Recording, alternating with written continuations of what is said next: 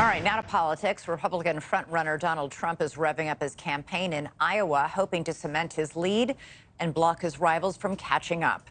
As the first-in-the-nation caucuses draw near, or nearer, Trump addressed supporters today at two different events, the start of what his campaign says will be a weeks-long push in the Hawkeye State. And it all comes as the latest polling there shows that while Trump still maintains a wide lead, his support has dropped 13 points since May.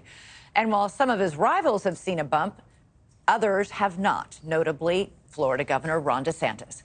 NewsNation's Robert Sherman is live in Dubuque, Iowa, where Trump held one of his rallies today. Robert, what did he tell his supporters at his rally?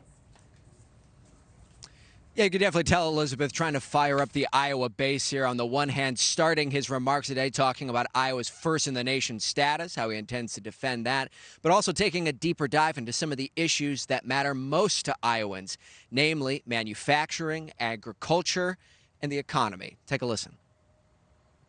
I've never seen the spirit that we have this time.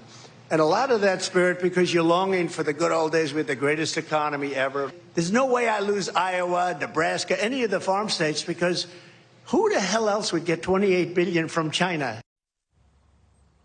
As you alluded to, Elizabeth, we're expecting to see a lot of the former president over the next few weeks, at least 5 events scheduled here in the state of Iowa for September and October. Elizabeth? That's a lot. The former president has a string of campaign stops in Iowa, so I guess he's doubling down on the Hawkeye State. What is driving this, do you think?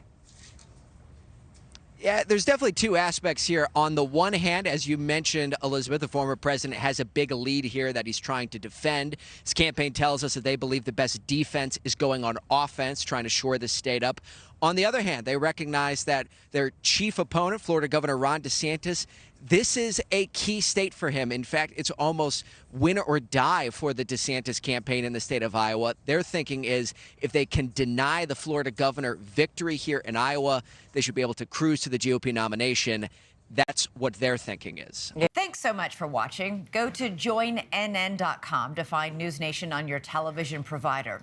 And don't forget to click the red subscribe button below to get more of NewsNation's fact-driven, unbiased coverage.